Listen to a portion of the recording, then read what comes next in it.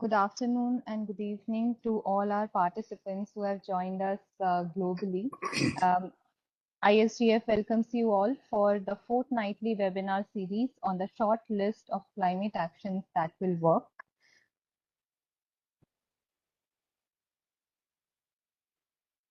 This is the sixth webinar in this series. The first webinar was Electrify Everything Everywhere All at Once. The second webinar was on the topic Wind and Solar, but what else? And the third webinar was on HVDC reconductoring and smart walls supercharged grid. The fourth was Electrification Everywhere, Balancing renewables require big grid storage, but of what kinds? And the fifth webinar that we had was Electrification Everywhere, Fixing Industrial Processes that are technically easy but economically challenging. And the sixth webinar in this series is Electrification Everywhere, Carbon Pricing as an Essential Climate Solution Tool. In this webinar, we'll discuss the importance of the pricing negative externalities to make markets work for climate change. This approach subtly encourages lower carbon options without conscious awareness.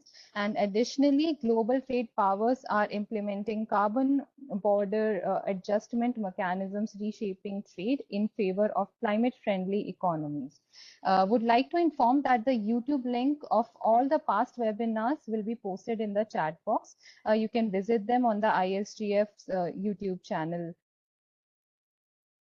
Before we jump into the webinar, some ground rules for the participants. Request to please keep your audio on mute. Do not unmute or turn on your videos during the presentation, and you may send any suggestions, messages, questions via chat box. We will be compiling all the questions and taking them in the end of the webinar. So this session, as usual, will be moderated by Mr. Reji Kumar Pillai, President, India Smart Grid Forum and Chairman, Global Smart Energy Federation. And the presenter is Mr. Michael Barnard, founder, The Future is Electric. So without any further ado, I would like to hand over the stage to Mr. Pillai for taking the session forward. Over to you, sir. Good morning, good afternoon, good evening, all the participants, and it's my pleasure to welcome you all for this sixth edition of this webinar series, curated by ISGF. The contents is the results of 15 years of hardcore research by Michael Barnard, and each topic is important in the net zero journey for each country. Today we'll be talking about the how the carbon pricing is going to help and affect towards net zero transition in different countries. More focus in Michael's slides will be on India. And India, as many of you know, we have a carbon market by and large ready. It was expected to be launched sometime in January this year, but it got delayed. We believe in the second half of this year, a carbon market will be operational in India. Without taking in much of time, let me hand over to Michael. And as my colleague had already mentioned, the previous 5 webinar video link, including the presentations, are available on ISGF YouTube channel, and the link will be posted on the comments box, and you can paste it. You can take it from there. So, and this one, today's webinar, we'll be able to circulate the PPT and the video over the weekend or latest by Monday. So over to you, Michael. Thank you, Reji. And as always, thank you to Reji and ISGF for giving me the opportunity to assist in what small way I can with India's essential journey through the intersection of affluence and climate action. It's tremendously important that India get it right, just as it is important for every other country in the world. And I do my little bit. So let's cast our mind back about 100 years.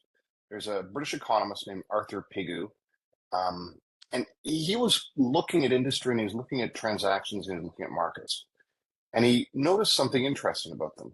Despite the claims of them being perfect mechanisms, there was a bunch of stuff excluded from stuff he called externalities.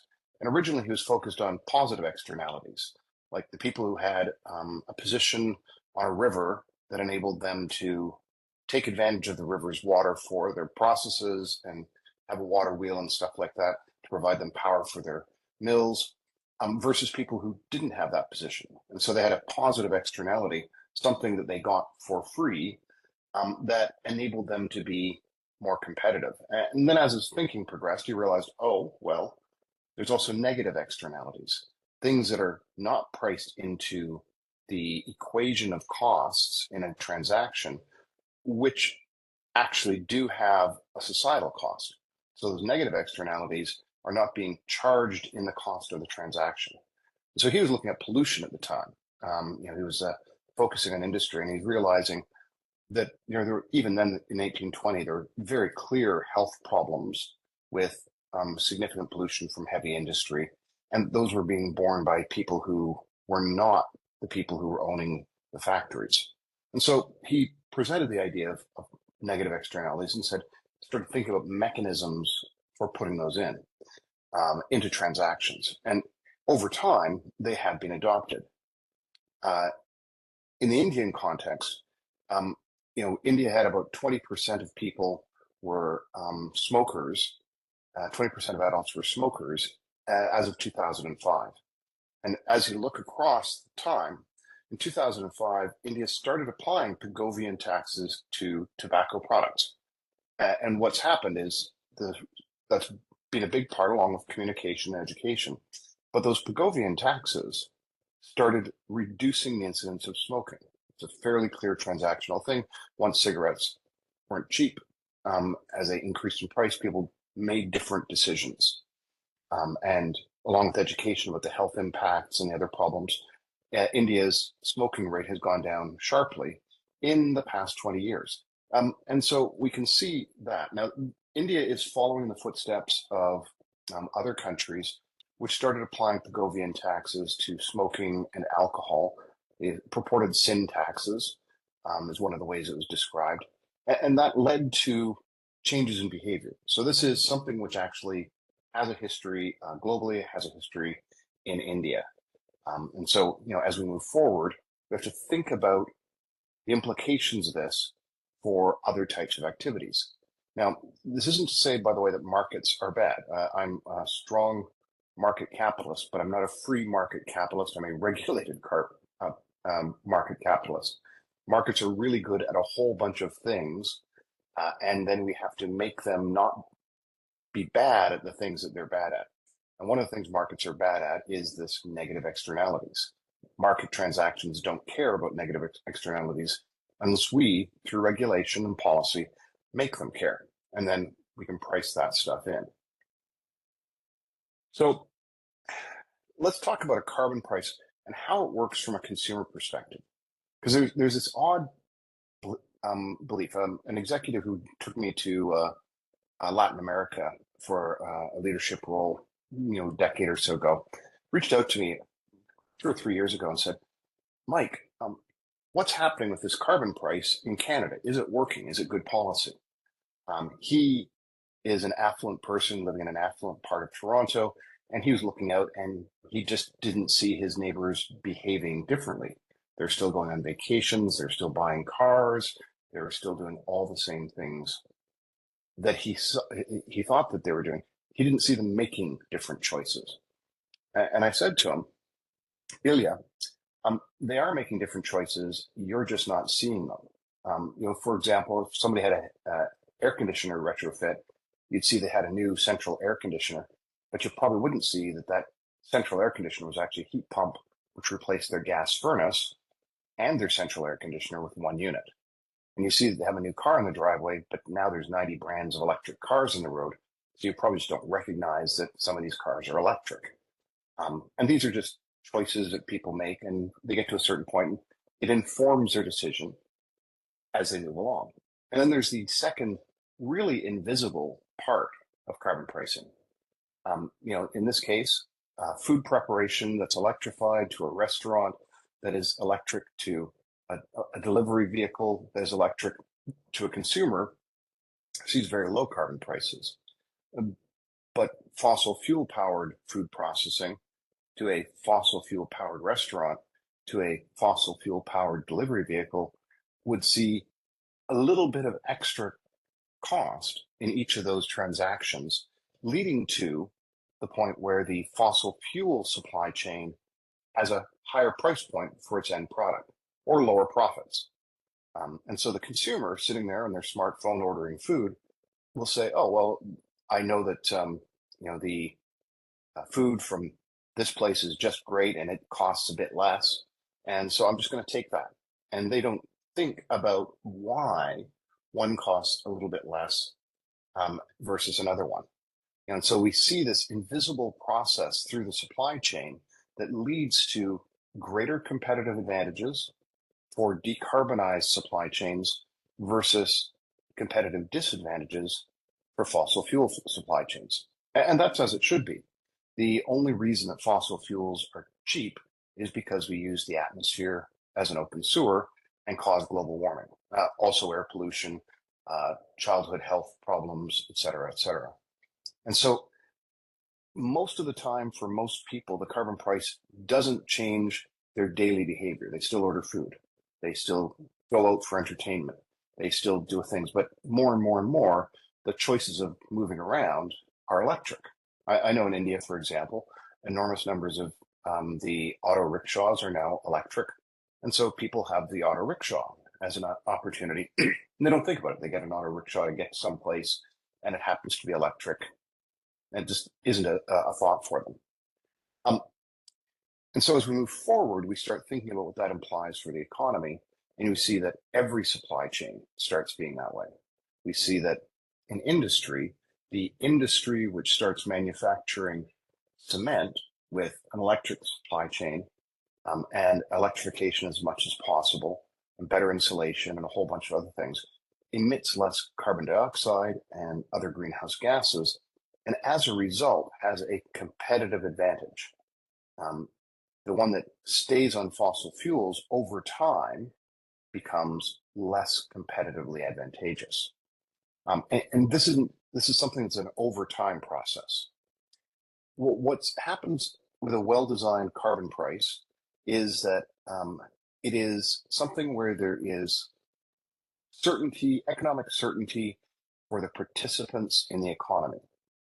And by that I mean the best designs of a carbon price are ones which go up with acknowledged amounts over time so that businesses and organizations can make strategic plans with some economic certainty. They can make choices today that they know will pay off in the future by avoiding a high carbon price and by having competitive advantages. Now, this is a compare and contrast thing. Canada, as an example, has that type of planned in annual increases with high visibility to and certainty about what the carbon price will be each year. And so organizations who have high fossil fuels in their supply chain can look at that and say, my product has to be this much more expensive. They can test that with their customers and they say, that's not going to work. And they say, how do we reduce this part of our cost structure? How do we avoid this carbon price? And that's relatively easy to do. Now, to compare and contrast, the EU does not have a stepwise increase target price. What they have is a carbon market with allowances in some cases and a diminishing cap over time. That leads to a knowledge that the amount of carbon the industries can emit is going to decrease. So it's a less certain price signal. But the EU has also provided budgetary guidance to organizations that are operating in Europe and incidentally to other areas as well, which I'll get to in a bit. And that budgetary guidance says this is how you should price carbon in each of the years through 2050. And so, for example, in 2030, but right now it's about almost $200 US. In 2040, it'll be almost $300 US. And so starts to be a fairly significant price per ton of greenhouse gases. That regulatory signals about the cost of carbon enables people to put that into their business cases and project their cost structures and design their supply chains so that they avoid those prices. And the people who are paying attention and do that are more economically competitive. The people who don't do that and ignore it or pretend it's not going to happen or just are ignorant of it become less economically competitive. What this leads to is people who align with where the market is going, the price negative externalities, will be more economically competitive, more likely to survive in this transition, because this is a significant transition. It's an unpopular subject, but there will be winners and losers. Most fossil fuel vendors are going to be losers in this process, and hence the reasons they're fighting it tooth and nail in many cases. So let's talk about where there are carbon prices. I've mentioned the EU and I've mentioned Canada. This is an indication of this particular view from the World Bank is how much of emissions are covered by the emissions trading scheme. So there's some interesting stuff on here. One, you'll notice how dark China is up here. Well, China has a fairly low carbon price, but it's on their it's on some of their most emitting industries. And it's a cap and trade model. So it's not a stepwise increase. It's a market like the EU's. It's not a voluntary market. Voluntary versus regulated involuntary markets is a key distinction when we come to carbon pricing. Voluntary markets are feel-good markets, and they don't incent significant change. People participate in them because they are in an industry where marketing green qualities is something that gives them economic advantage, but there's no value in it. And frequently the voluntary carbon markets price carbon incredibly low. If the price of carbon in a carbon credit in a voluntary carbon market is $1 to $2 US per ton, that's not the right price point. And there's an inequity problem related with voluntary carbon markets, which I'll touch on in a second. But China, I call out because it's one of India's great competitors as well as great carbon markets. India manufactures and sells things that China also manufactures and sells. And China has a carbon market while India doesn't. As we look across, the United States, you'll see, actually has carbon markets. But what that is they have two greenhouse gas markets. They don't have carbon dioxide. It's a very odd situation in the United States. Hopefully it won't get too much odder. But on December 27th of 2020, in the last days of the Trump administration, they brought in the American Innovation and Manufacturing Act. It was a bipartisan bill supported across the House. And it included allowances and a market mechanism for high global warming potential refrigerants, HFCs. So this was aligned with the intent of the Kigali Amendment that was signed in 2016 in Rwanda, the amendment to the Montreal Protocol on Substances that Harm the Ozone Layer. As a reminder, the ozone layer is healing because we got rid of CFCs. Unfortunately, the HFCs we replaced them with were almost as high global warming potential. And so now we have to replace the HFCs. There's a bunch of stuff happening with that. But the United States, as of 2021, actually had a greenhouse gas market, which was completely overshadowed by events. I only found this out recently. So that's one thing they have. They also have, starting in January of this year, a methane market, methane emissions, methane being another high global warming potential gas. The United States, because of the shale oil revolution and the fracking revolution, combined with very lax regulations on pipelines and facilities for gas and oil, has become the world's largest leaker of methane from their fossil fuel industry. It's quite extraordinarily high. and it's wiped out all of the gains they've received from not burning coal, having shifted their stuff. But as of this year, they're starting to price that at $900 US per ton of methane. That's equivalent to $36 per ton of carbon dioxide because of that, high global warming potential difference. So the United States actually has two carbon markets with decline. One of them is a priced one, which will go up in 2025, and then it'll go up again in 2026. In 2026, it'll be $1,500 per ton. So that's actually quite a reasonable economic signal. And the industry in the United States is working to eliminate the ones that they can eliminate, which is frankly not all of them. So that's good news. Canada actually has one of the most encompassing carbon markets in the greenhouse gas markets, in the sense that it covers all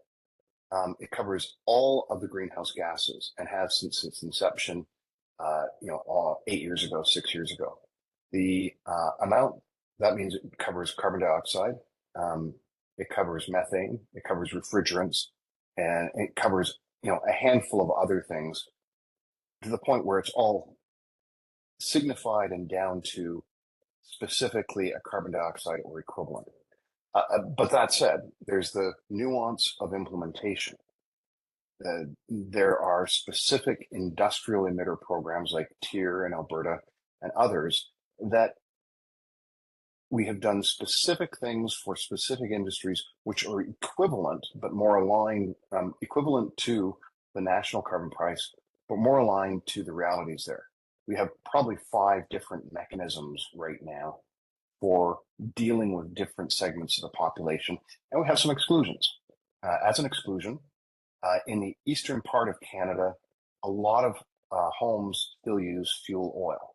And fuel oil is quite expensive. The eastern part of Canada is not the rich part of Canada. It's part of the poorer parts of Canada.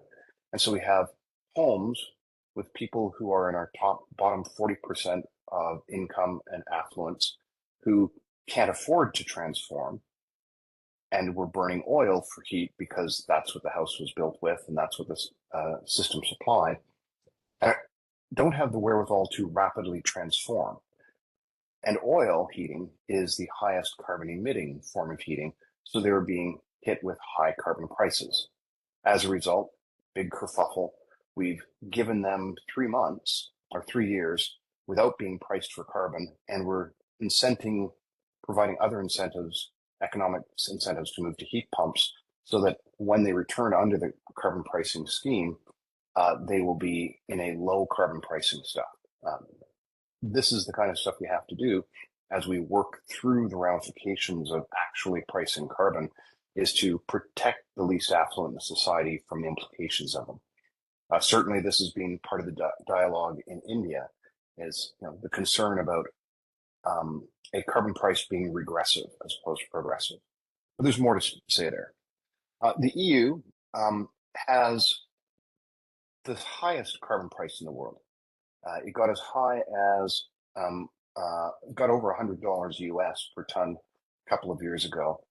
The invasion of Ukraine by Russia and the energy crisis led to the entire country, the entire region of 28 countries, leaping ahead in terms of decarbonization. They have implemented vastly more efficiency measures. Their heat pump deployments are very high. They're starting to do a lot of electric vehicle stuff. They've done a lot of work on efficiency, and they built a lot of renewables. And all of a sudden, their economy has decarbonized quite substantially. Now, interesting side effect of that is, because it's a market, not a stepwise, the carbon price went down. It got down to around $60 US per ton from its high, and now it's back up around 82, 83, because they decarbonized rapidly. And then people didn't need to buy the carbon credits nearly as much. A lot more people had decarbonized their stuff. Now, some of that is masked by some economic challenges, in these places, but it's a fascinating tale of what's happening with the different mechanisms. There's probably some surprises in there. It doesn't surprise you that Australia is there, but look at Indonesia, another neighbor and an emerging economic powerhouse. It has carbon pricing in multiple parts of its economy already, and it's likely to grow. South Africa also has carbon pricing. Argentina has carbon pricing. Mexico has carbon pricing. This is something that is sweeping across the world. As we start looking at that, that's all of North America has variants of carbon pricing. That's a massive economic block. All of Europe has carbon pricing, massive economic block. China has carbon pricing, another massive economic block. And of course, the affluent nation of Australia has carbon pricing. This is an indicator that this is where the world is going. And there's really interesting concerns there from an equity perspective. Now, one of the things that becomes important here is that as some nations create carbon pricing, what they realize is if they're pricing carbon domestically and importing goods from countries which are not pricing carbon, they can have border leakage. Border leakage refers to people in the domestic market just turning to high emissions products that are cheaper because, once again, the negative externality is not priced and the atmosphere is being used as an open sewer to the detriment of everybody. And because the products are cheaper, they are seeking that economic advantage of a cheap product in their supply chain. And so that means that the carbon border, the carbon price is not being paid by one person versus another. And so we have carbon border adjustment mechanisms, CBAMs. Carbon border adjustment mechanisms are starting up to prevent that leakage. Basically, goods imported to a country that has a carbon price, at the border, at the point of importation, there's a declaration, a requirement to assert the amount of embodied carbon in the product, scope 1, 2, and increasingly scope 3 emissions. And then that is added as a tariff or duty on the product as it enters the country. And that means that it is competing on a level playing field with domestically manufactured products around climate pricing. Now, this probably didn't used to matter to India because in 1980, India was not a trading nation per se. It was a relatively small portion of the economy. But India has been liberalizing and becoming part of the global economic community to a startlingly large degree since then, which is part of the reason for increasing affluence in India, except for a bit of a dip through 2010. Now it's back again in 2023. It's now up to 50% trade to GDP ratio. And what that means is, that while you trade relatively little with the EU, you do export a lot to the United States, and you do a lot of trade back and forth with China. Now, the EU has a carbon border adjustment mechanism, which is going to be priced as of 2026. And what that means is that they're reporting now, anybody exporting to the EU now is reporting upon their carbon emissions in preparation for 2026 when they'll start paying for their carbon emissions.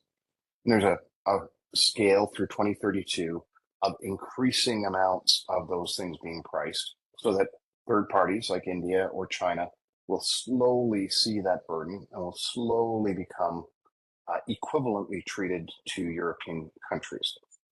It's not immediate at the same price. It ramps up over time to once again give more economic certainty to third parties for their strategic stuff. But little known detail, once again, out of the United States. The United States was in discussions with Mexico and Canada early in the Biden administration about a North American carbon border adjustment mechanism. The United States almost had a carbon price, a domestic carbon dioxide price to go with their HFC price, HFC market, and now their methane emissions market. They didn't get it through that time, but that included a carbon border adjustment mechanism. Being the United States, it was sold as an anti-China trade bill, but people in the United States who really don't want to price carbon because they make all their money from coal, certain senators who shall remain Joe Manchin. They are in the Democratic caucus, and they refuse to put it even forward for a vote. But it's inevitable. The United States already has 2 greenhouse gas market mechanisms. It's going to get the third at some point. The United States exports a lot of stuff to Europe and vice versa. Europe's carbon price border adjustment mechanism will impact all American organizations exporting to Europe. And so they'll say, we have to adjust for this. And as I showed with the previous map, carbon pricing is spreading fairly rapidly. It's a clear, easy mechanism, especially not the voluntary ones, but the involuntary ones, the ones that are imposed by regulation with higher price points. That's going to be the way of the future. Everybody's going to do this in some way, shape, or form. Because once again, treating the atmosphere as an open sewer harms everybody, including the most vulnerable countries in the world disproportionately. The United States has the affluence to get around some of the impacts. Europe has the affluence to get around some of the impacts. Many other countries do not have the affluence to adapt easily or inexpensively, relatively inexpensively compared to GDP to that. So India's a trading nation now, not what it was in 1980. And trade is going to be seeing carbon border adjustment mechanisms. Now, the thing about a carbon border adjustment mechanism that's important is they recognize carbon pricing in the exporting country. So Canada, when we export to the EU, all of our products have already seen a carbon price, which is quite reasonable. And that carbon price is a significant portion of the EU's carbon price. At this point, we're about 2/3. What that gives us is the opportunity to say, well, we've already paid 2/3 of that. We're only going to pay the last third. And so their Canadian products, because they're already driving that decarbonization pathway through their supply chain, exporting to the EU has a competitive advantage over countries which have not already applied a carbon price. And China, having a carbon price, firms exporting to the EU can deduct the carbon price where it's applicable for the products where it is applied to the EU. And the United States and North America almost had a carbon border adjustment mechanism. And I suspect we will again. We're going through this weird political thing, just as all nations are, but it's getting in that direction. The implications are too high for us not to price this negative externality and deal with it. Now, in that context, I like to call out, the competition between China and India. You both have industries. Heavy machinery is one example. Construction and construction vehicles is another example, where you have firms which are exporting globally and are respected globally.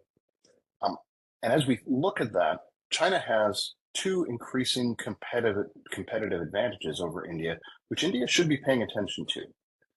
The first is they do have that carbon price. So as carbon border adjustment mechanisms enter the equation, China will be prepared for that. The second, though, is something that's difficult to see unless you look at the statistics, and that's that China is winning the race to the electrified future. In 1980, once again, there's data assembled for this discussion, they had lower percentage of their energy as electricity. And that was true until 2005. India was progressing upwards with electrification. And then in 2005, China started accelerating its electrification. And now it's significantly more electrified as economy than India is. Electrification, the title of this series is Electrify Everything. Electrify everything, everywhere, all at once. The point of electrification is that it's much more efficient. So even if fossil fuel electricity is used, the end product is lower carbon debt. But the more you electrify in terms of manufacturing processes, heat delivery, transportation, the more efficient and lower carbon everything is. And the more renewables you build, it's a virtuous circle, because the renewable electricity is low carbon, and you're using low carbon electricity to deliver stuff, your carbon debt drops tremendously. Now, at this point, people are looking at the numbers saying, oh, well, China's only 10% ahead, except that it's not quite like that. Because electrification is so much more efficient, 30% electrified doesn't mean that China has 70% to go, but only has a third of 70% to go if their economy was stable, if they weren't still growing. The reason I say that is because an electric end-to-end chain is 3 times more efficient in terms of delivering useful energy. And so they don't have 70% to go, they have 25, 22% to go. They actually have to they have to build more stuff, more renewables, which they're doing, but they only have to build 22% more energy to deliver the same economic value as they are delivering today. Whereas India, at 20%, has to do quite a bit more. Every percentage extra gain in that degree of electrification is strongly advantageous. And so one of the things I've been saying to people who are having trouble grasping this is that China is approaching a tipping point in its carbon emissions, where they'll start plummeting rather quickly. They are, as is noted, the largest manufacturer and purchaser of electric vehicles in the world, dominating the electric vehicle and battery markets. But that's true for buses, that's true for trains, that's true for trucks. They have electrified all that. And because they don't have natural gas, they only have coal, a lot of their industry is much more heavily electrified than would be expected from the outside. So their industry is already consuming electricity in places where other nations, including Canada, including the United States, including Europe, are still using fossil fuels for heat provision as a classic example. And so there's going to come a point where they have so much electricity and so many things are electrified where their carbon emissions are going to start going down. And so as we start seeing these carbon border adjustment mechanisms, China will become quite a bit easier. As one example, the China's grid carbon intensity, its carbon dioxide equivalent per kilowatt hour, is now down to where the United States was in 2012 on average. So it's not that far behind the United States in terms of carbon intensity of its grid, and it's building renewables a lot faster than anybody else. India's big competitor in this thesis is China in an export-oriented world where carbon border adjustment mechanisms will be. And so India needs to ramp up its game on the carbon pricing, a regulated carbon market, not a voluntary one, and also on electrification and renewables.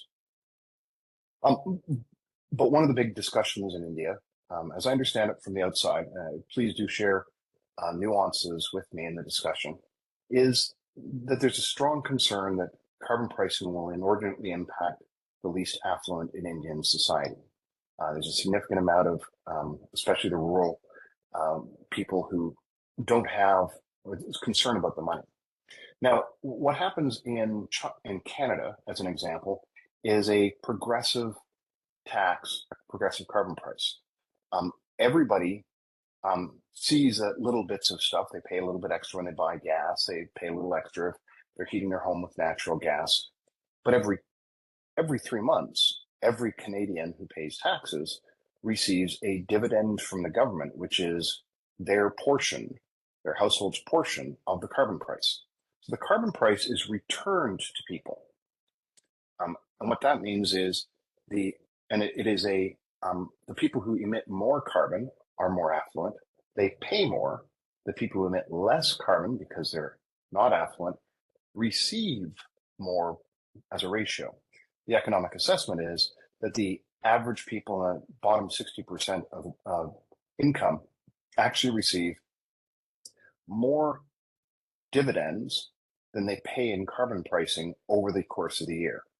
The example of the oil heating people in Eastern Canada was a case where that wasn't true, and so that was addressed. We found a solution to that.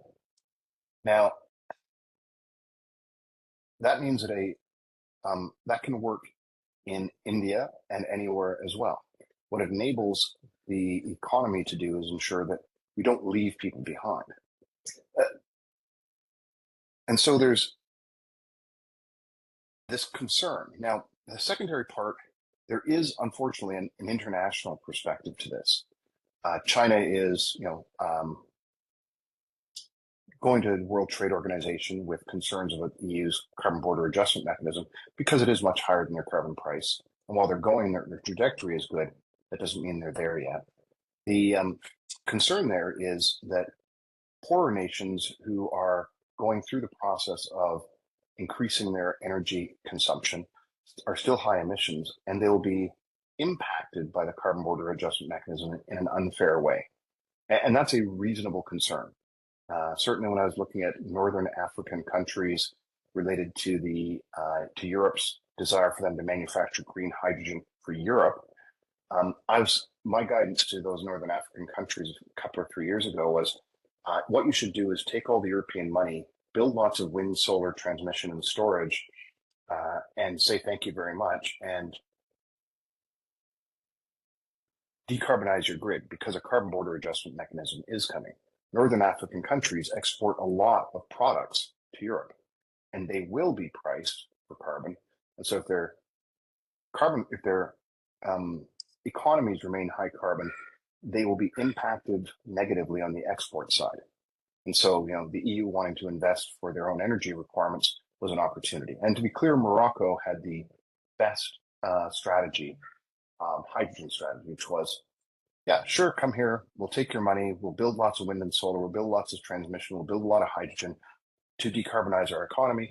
And if we have any left, we'll sell it to you. And so there's opportunities here as we transition around the world. There's a piece. There's one other piece of challenge related to this that I want to talk about, and that is the voluntary carbon markets. The third world is selling a lot of land and forests to the first world, to the developed world, for pittances, $1 or $2 per ton of carbon. And that's not pricing it appropriately. It's going to leave those countries, and they can't double count. So in 20 years, when those countries are trying to finalize their decarbonization journeys, they won't be able to buy carbon credits. They'll be paying the full price of $300 US per ton. So they're effectively selling for $1 today, something that's going to be worth $300 in 20 years, and they won't have that money. And so it's the voluntary carbon markets are in many cases going to fall apart quite rapidly because they do not align with what's actually happening. And governments in the developing world will simply say, these are worthless contracts. We will not do this anymore. And so that's the end of my talk. Carbon pricing is a critical component, gets into all sorts of things. It provides economic certainty. It provides competitive advantages to decarbonizing firms and organizations. And so let's have a few questions. As soon as I figure out how to stop sharing. Thank you, Michael. So I don't find many questions here. So while others digest the talk and post their questions, could you elaborate a little more on the voluntary markets? Some of our countries are not obligated under any of the existing framework because our per capita emissions are very low.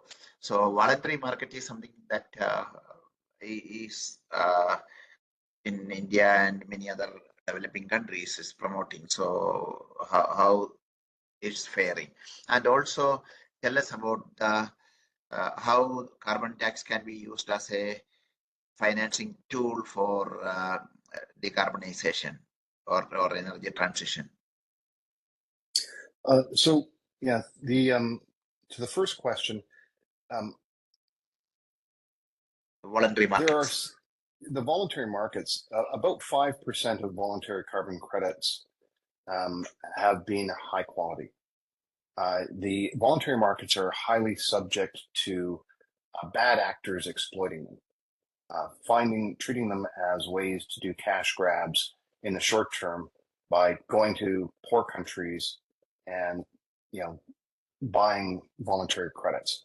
A voluntary unregulated credit is got poor quality control, and this is characteristic of the vast majority of them. I haven't spent enough time looking at India's voluntary carbon market to assert more than I'm concerned about it as a class, because the class as a whole has had such poor performance, and it has clear and significant problems in terms of exploitation of poorer countries, in many cases, by rich corporations in the West. And that's going to turn into a situation where the poor countries need those credits and they're just going to tear up the contracts. And so they are effectively greenwashing in most cases. The social cost of carbon is, an interesting question. I will say the following, that Europe and North America have effectively harmonized on a high social cost of carbon. And that's not the cost of carbon to the West, that's the cost of carbon to the world. And so there's an interesting question. As I look around the world, only one Australian state has a social cost of carbon, and it's very low. I would say, though, that leading practices, if both Europe, the US Environmental Protection Agency, and Canada have harmonized on a social cost of carbon for the world, which is fairly well aligned, that's probably leading practice in terms of accepting the reality of the cost of every ton of greenhouse gas or equivalent that is emitted per year, and should be taken seriously. That's 3 very significant organizations with a lot of ability to do the work. I find that social costs of carbon, which are low, are interesting because I wonder what boundaries and constraints they put around deciding what the social cost was. I would say that the Australian state put a boundary around it that was for the state and its citizens, which is a choice, as opposed to around the world, because this is a global problem. And so voluntary markets, to that point, they are not aligned with the social cost of carbon, and they don't have a mechanism for you opt in or you're not for your own reasons, typically marketing or a sense of virtue. I'm sure for example, the amazing organization Tata, which is a trust that does amazing charitable works with its vast affluence and revenue. Incredible company. I spent some time looking at it 2 years ago. I'm sure it's going to be a participant in this, which is great because it's a good social good. But depending upon people to do the right thing, depending on organizations, especially to do the right thing in a voluntary way, is a recipe for people exploiting that system. And so I've spent time talking with Dr. Joseph Romm, who's now working with Michael Mann at the University of Pennsylvania about this. And his, I would urge people to look up Dr. Joseph Romm's paper from December on voluntary carbon pricing and voluntary carbon markets, because it's a rather stunning indictment of the failures of them. And so, he and I are agreed that a regulated, inclusive carbon pricing solution is by far the better choice. And I also assert that the social cost of carbon, if the major economies of the West have all said this is the global problem, this is an admission on their part that they created the global problem. If they're all saying that it's this big, then we should take that seriously, and the rest of the world should be considering what are the boundaries and the harmonization of that.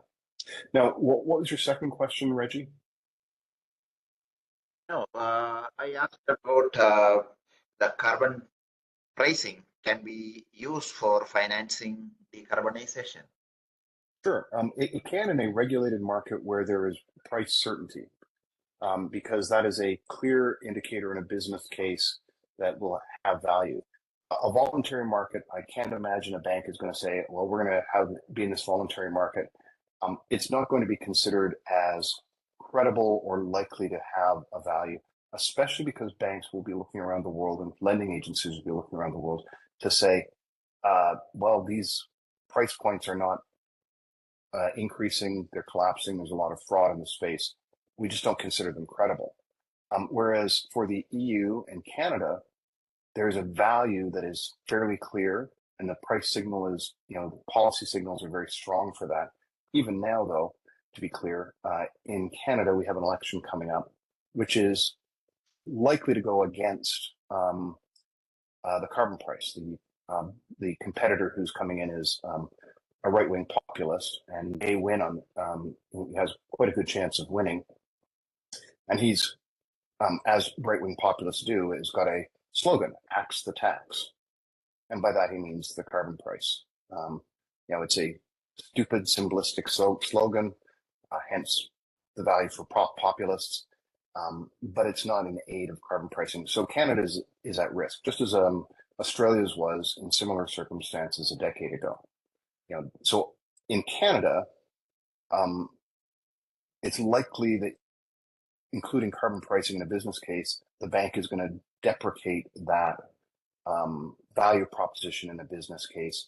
An investor is likely to deprecate that value in a business case simply because the possibility of that carbon price going away is reasonably high. Now, to be clear, the government that brought the carbon price in has fought 3 elections with that as a campaign plank and had it implemented for 2 elections and has stayed in power. But this is a challenge with carbon pricing in general. It's hard to explain. It's easy to attack. And so from a fiscal perspective, that makes it an interesting thing to price and value. As the global carbon markets are getting integrated, my carbon credit in India, I can trade in Europe or in America. So many of those exchanges which has come up, some of them very, very reputed ones. A year ago, there was some major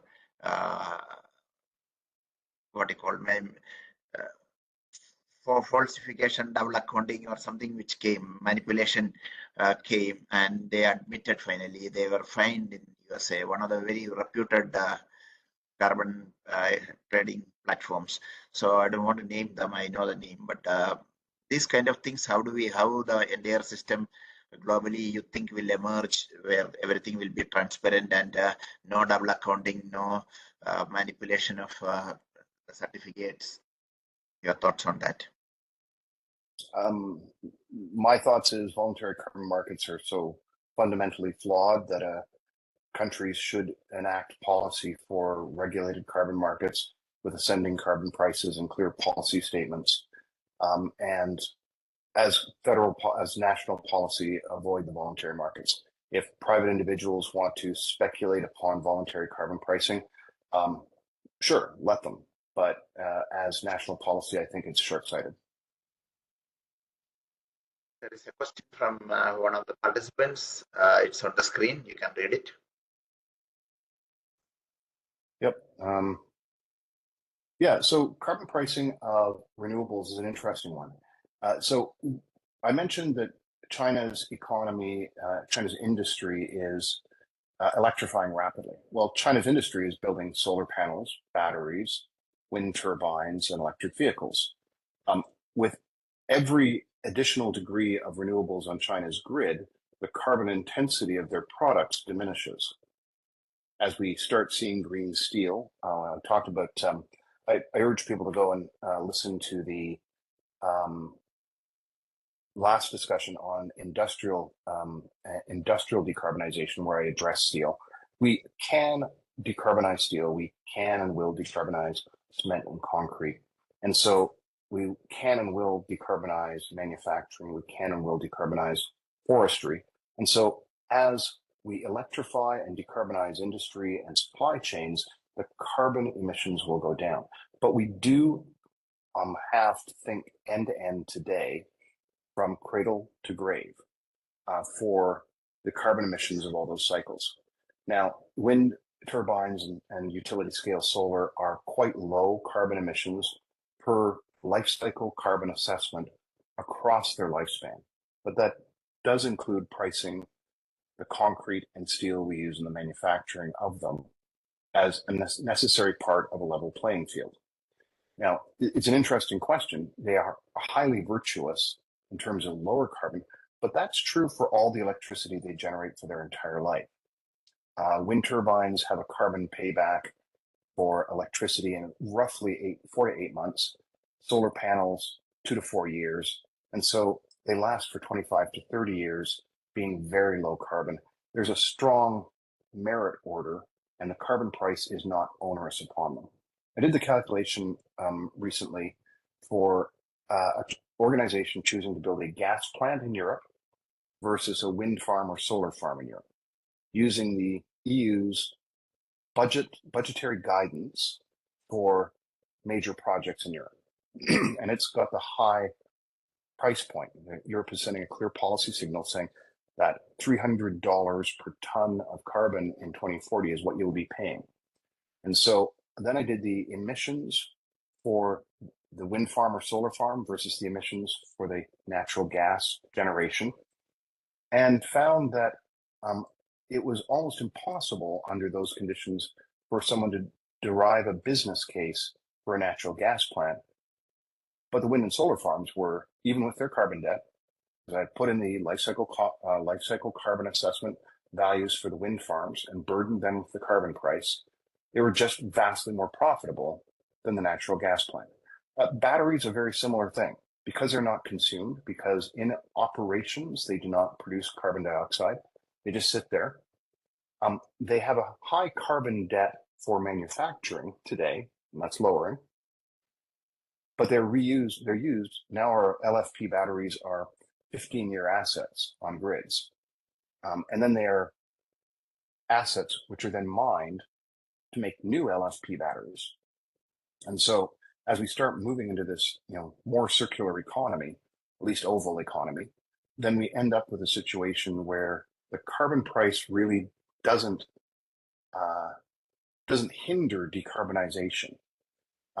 But in all cases, any place where you can eliminate fossil fuels from the supply chain, your end product, when we price the negative externalities, becomes more competitive. And so this just means that every step of the process is incented to decarbonize. And so green steel becomes viable. Epoxy cements and geopolymer cements become viable. Cross-laminated timber becomes viable. And cross-laminated timber, as I said in my discussion about cement, an amazing carbon win, because every ton of cross-laminated timber displaces 4.8 tons of cement and concrete, and embodies a ton of carbon dioxide that it sequesters for an extended period of time. That's quite a virtuous technology. And so we start to get more virtuous technologies. Yes, we have to price the carbon that's embodied in wind turbines, solar panels, EVs, and batteries, but it's not a competitive disadvantage for them as long as we price that for their alternatives.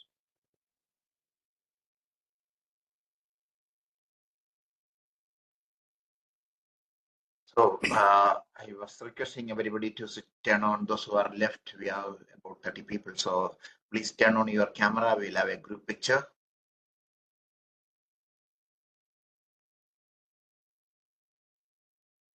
There was another question by another participant which talked about, don't you feel that it will be a burden? Carbon tax will be a burden on developing nations like India to have carbon pricing. Yes, it's a very difficult question to answer. Yes and no. So something which has come to we do 5-year plans on power in India. So last 2 plans, we didn't provision any new thermal capacity addition. But this year, there was a more than 10% increase in the peak power this summer. So all on a sudden, there is a activity going on in fast track to add thermal generation. So the numbers which I hear is they already finalized some 36,000 megawatt to be done in 7 years. By 2032, they will add 36,000 megawatt of coal generation. And the bigger number we hear about is about 92,000 megawatt. So where is this number coming from? Where is the coal will come? How this will happen? We don't know. But this 36,000 fast track addition is being finalized on fast track is something which has happened in the last 30 days. So this was nowhere there. The last major discussion was about adding 8,000 megawatt in renewable rich states so that like Rajasthan, Gujarat, etc., where we can stabilize the renewable energy because of the inertia problems. So that was to come online by 2029. So from 8,000, we are already on to 36,000 and to 92,000. So, and how it's going to play out and how we will go to Baku with this kind of new plans, we don't know. It's interesting times. Well, I'll compare and contrast to China again, because I've spent time looking at the coal situation in China. It's much more nuanced, as it will be in India, than Western analysts typically give it credit for. While China had permitted 1,100 gigawatts of new coal, 1,100, just over 1,100 gigawatts, it had also mothballed, decommissioned, or canceled 775 gigawatts of coal. That's kind of statement one. Bad coal was being decommissioned because coal comes from 1.4 tons per megawatt hour down to 800 tons per 1.4 tons per megawatt hour down to 800 kilograms per megawatt hour as a range of emissions. And so China decommissioned a lot of its old lignite coal in its subcritical boilers. It's building new supercritical coal with washed coal and higher grades of coal. So that's kind of statement one. Statement two, they have got rid of a whole bunch of coal plants that were the worst. Statement three, they're running those coal plants the way the United States runs its gas plants, except better, because 2 years ago, China's capacity factor for its coal fleet was just over 50%. A year ago, it was just under 50%. This year, it's 40%. So they're running their coal plants less and less and less and less, which is a virtuous process. They're building more for that peaker demand. The question becomes for China and India is, how do you provide a mechanism which enables that thermal generation to make a profit on diminishing numbers of hours of generation per year as you displace more and more of it with renewables? Every country is going through this process. The United States is replacing all their coal with natural gas with our high methane emissions, and they're not diminishing particularly their they're not displacing fossil fuel generation nearly fast enough with renewables. They're too slow. And so every country is kind of going through this debate between we must keep our citizens from freezing to death in the wintertime, from broiling in their flats in the summertime. We must keep the lights on, must keep industry going. But increasingly, it's just with collapsing capacity factors of fossil fuels and then we start putting in storage, which means that we can move time shift, as we discussed in terms of flattening the demand curve. We can time shift solar to other demand periods. We can time shift wind to other demand periods, and that displaces thermal generation as well. Certainly right now in North America, solar plants with batteries are displacing natural gas peaker plants. And that's bidding on the highest value portions of the day ahead market to provide energy at sometimes $90 or $140 per megawatt hour, not the $3 per megawatt hour, or even higher, $900 per megawatt hour. And so we start seeing this shift, but it's going to be a shift over time. I'm certainly not going to judge India if you build a lot of thermal coal generation, because I know the trend is you're going to use a diminishing portion of the year over time. The concern is stranded assets and challenges there where coal operators can't afford to keep the plants running, but yet they're necessary for grid stability. It's an interesting challenge that everybody has to play out over the next 40 years. If Trump wins or comes back to White House in the USA, how the fossil fuel lobby going to influence their energy transition programs? And it's going to be, and India deciding to build another 92,000 megawatt of coal plants, I don't know how things going to be at the end of 2024. Well, those who can switch on the camera, please switch on. We'll have a group photo, and the next webinar will be on 18th of July. Same time, 18th July. Look forward to seeing you all.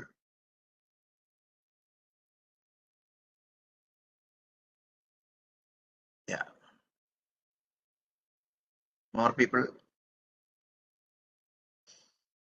Every time we think we'll take a picture in the middle of the session, but it didn't happen. We forgot. Middle of the session when we have all the people will take picture. Parul, do the screenshot and then we will pause. Sure, sir. One more. And stay tuned. You will all get the slides and the video latest by Monday. Thank you, everyone. So we have taken the picture. Thank you. Thank you See everyone for you. joining. Good Thank day. you. Good night. Thank you, everyone. Thanks, Michael. Thanks, Reji. Thanks. Bye.